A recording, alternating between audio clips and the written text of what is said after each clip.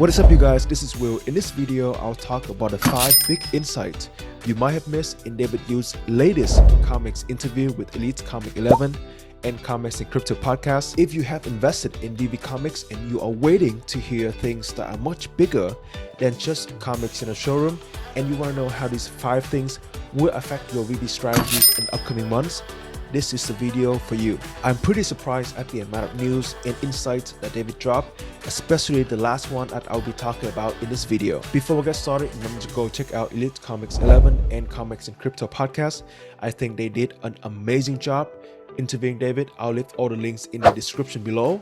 As always, if you enjoyed this video, please give it a like and subscribe to my channel now so that you don't miss out on actionable and valuable content that will help you to make better decisions on VeVe.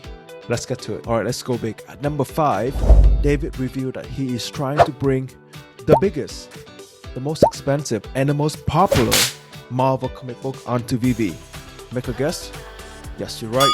It is The Amazing Fantasy number 15. Hopefully Amazing Fantasy 15. One day we'll see that appear in VeVe. Released in August 1962, we all know how special this comic book is because it is the first appearance of the Amazing Spider-Man. I think this will be a huge drop because in real life, this is the most expensive comic book ever sold. In September 2021, one of them with the grading 9.6 sold for $3.6 million in auction. It is so expensive because there are only 4 copies known to exist in this near mint condition. Regardless, this will be a historical drop and will definitely crash VeVe again. Let me know in the comment section below which one will have more value. Would it be The Amazing Fantasy number 15 or would it be Marvel comic book number 1? We are still on number 5, and this is just a little bit of a bonus.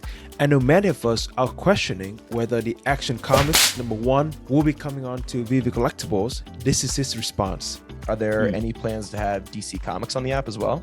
Yeah, so we continue to not just work with DC, but other publishers as well. So for every indirect answer like this, we can just pretend that David hasn't said anything. At number 4, we have David's new idea of a signed digital comic by potentially allowing you to bring your VeVe comics into Comic Cons or something, and for authors who are still alive, you can have them sign on the comics. You can use the camera feature in VeVe and take a photo of the author next to the mint number of your comic just to prove that this is officially signed by the author.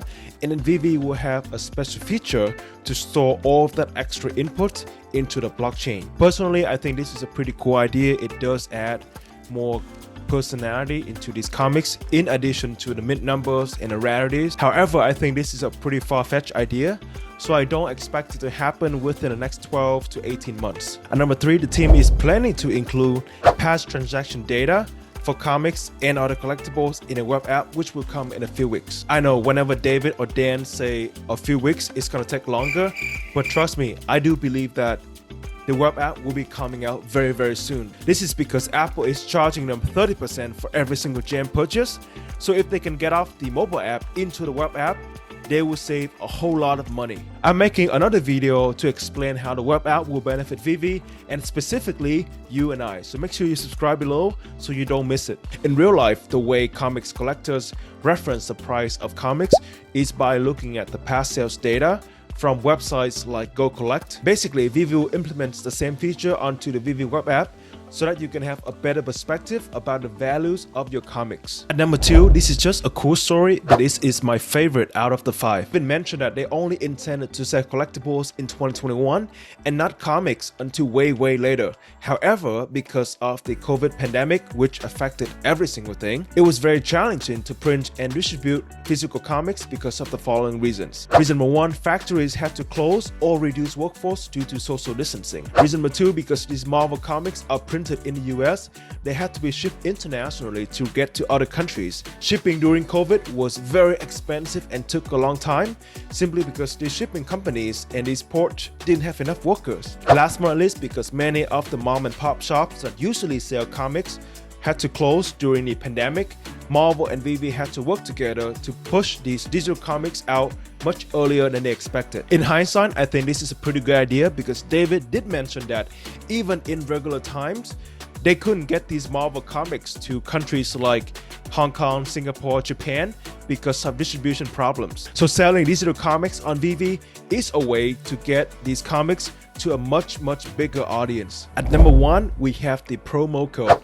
Again, the team is really trying to bridge the gap between physical collecting and digital collecting. I think this is because collecting originated from the real life, and physical collectors, I think they are still having a hard time migrating to NFTs and particularly to VeVe. Vice versa, we also have another group who started out buying NFTs and trying to navigate the physical collecting because they don't know what to look for, they don't know how to value different baseball cards or physical comic books. They believe that if they can bring the two groups together, they can drive a whole lot more demand to VeVe and even to the physical events like DCon or Comic Cons. A very similar example is how Wax, Sony Picture, and AMC collaborated to give out 86,000 Spider-Man NFTs to those who bought tickets to go see the new Spider-Man movie. In the future, if you go buy tickets to see the next Captain America movie, for example, you might be able to get a code or simply a QR code so that you can redeem for an NFT that is related to Captain America, maybe a shield or something on VeVe Collectibles, and that will be pretty interesting. I'm pretty excited for this particular feature because I bet you they will be doing some testing with the upcoming DCon and even Comic Cons. To sum it up, we have the Amazing Fantasy number 15, which I think will be the biggest comic book drop on VeVe. A pretty creative idea for comics trading, more transaction data for these comics on the web app, the cool story of how VeVe didn't even plan to drop comic books in 2021, and last but not least, we have the promo code feature. Even though we are in a tough time, there's a lot of FUDs going on, I am pretty happy that David dropped this news because for a long time, comics have not been getting the love they deserve like the other NFTs on the app. I actually don't know too much about comics, so I would love to learn from you guys.